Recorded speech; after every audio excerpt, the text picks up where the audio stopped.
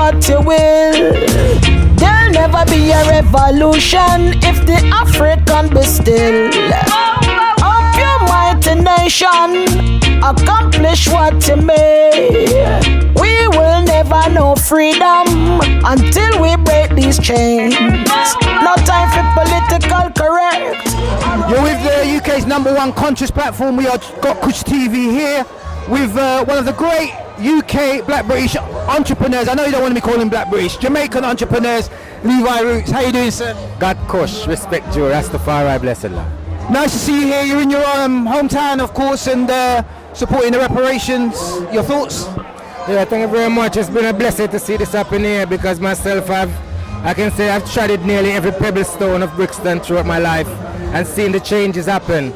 We've always prayed for change, but unfortunately it's never come because they've changed things up and now throwing different things at us. But I think to the death of George Floyd, our eyes are now open up and things like this now is happening really meaningfully.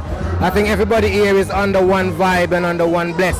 And I think that's the greatest thing of all because for a long time we were very divided in our arguments and the way that we want to put things about.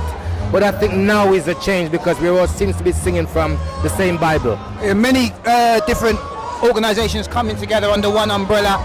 It's great to see so many young people here as well, willing to lead the way. Mega Man and the Forever Family, Respect Rebellion. In your humble opinion, yeah, do you think it's possible for us to get reparations? Because Marcus Garvey says it is a must, and every other nation seems to have been paid out apart from African and Caribbeans. Do you think it is viable? Well, I've never really been one for the argument for reparation because I've always said that reparation, even though it is a payback thing because it's our money they'll be giving us back, but I've still always said that reparation would feed the black family for one day.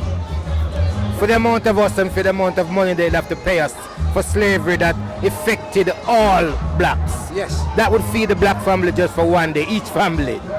But I think if it was to get education, that would feed us for a lifetime. That would feed us for generation and coming. So for me, it's not about the money that they could pay us back because like I said, it would never be enough. Yes. But if we was to get the education, not just education for black people, but for education for white people. Well said, brother. So they educate themselves as well about us. So it's a two-way street. That's a win-win thing. It's a win for them because they'll be able to understand this thing that they have never understood about black people yet. And they'll be able to get all the answers to the questions that they've been afraid to ask because it's there in books. But they've never been able to look in these books. So we want them to educate themselves about us. But more importantly as well, we have to educate ourselves now to take this chance that we now have because of George Floyd. This now we have in our hands now is a great opportunity, but we have to unite amongst ourselves and educate ourselves. That's the main thing. In terms of business, yeah, that's what everybody knows you for. Excellent businessman.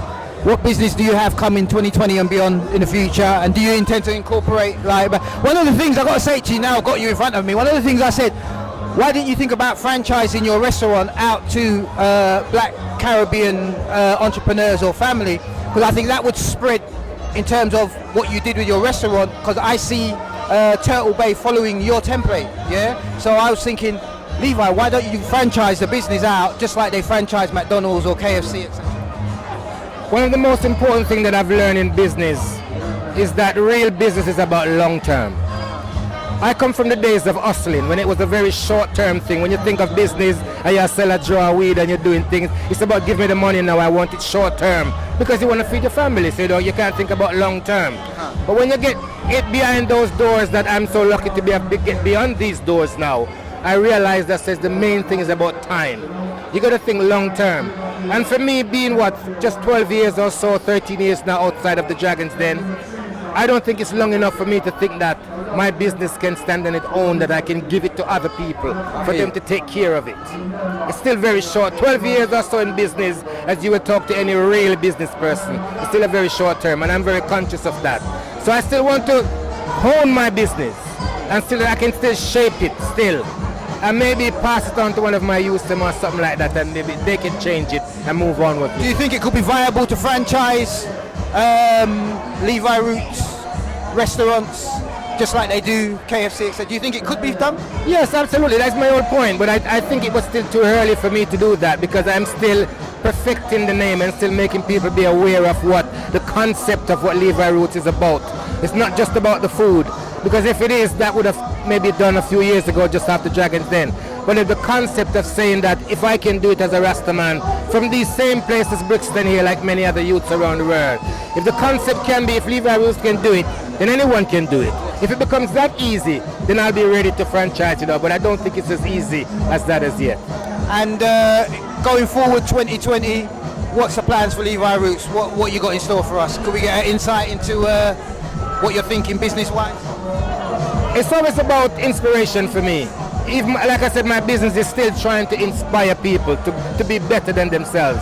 And one of the most fantastic things I'm doing at the moment is I'm writing the script for my movie, Levi Roots the movie, which, you know, for me it will give me a chance to tell my story on the big screen. And I grew up watching a movie called The Harder They Come with Jimmy Cliff in Jamaica, and it inspired me big time. And I'm really hoping that if I can get my story onto the big screen, not if, when I do it, next year when it's out, it will inspire. I'm hoping it will inspire young people to say that, look, we can do it as well. You know, we can have a dream and we can take it forward and be a success as well.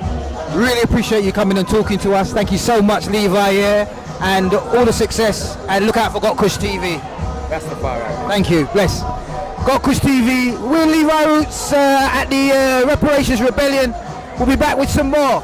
Ain't got kush, you ain't got nothing. UK's #1 conscious platform. The #1 platform in the UK where black music meets bars, meets message. Don't watch the industry, we are the mainstream. Wordsmith, exclusively on gotkushTV.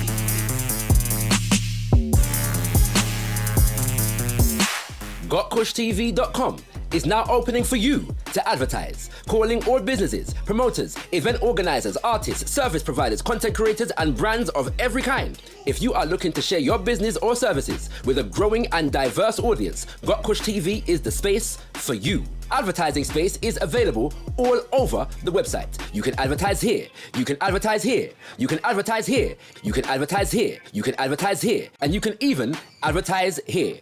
All spaces are going at very reasonable rates, and we even have a design and production service, especially for those who will need an advert designed or produced for you. For inquiries, don't hesitate to contact us. info@gotkushtv.com. Advertising on gotkushtv.com. We look forward to hearing from you.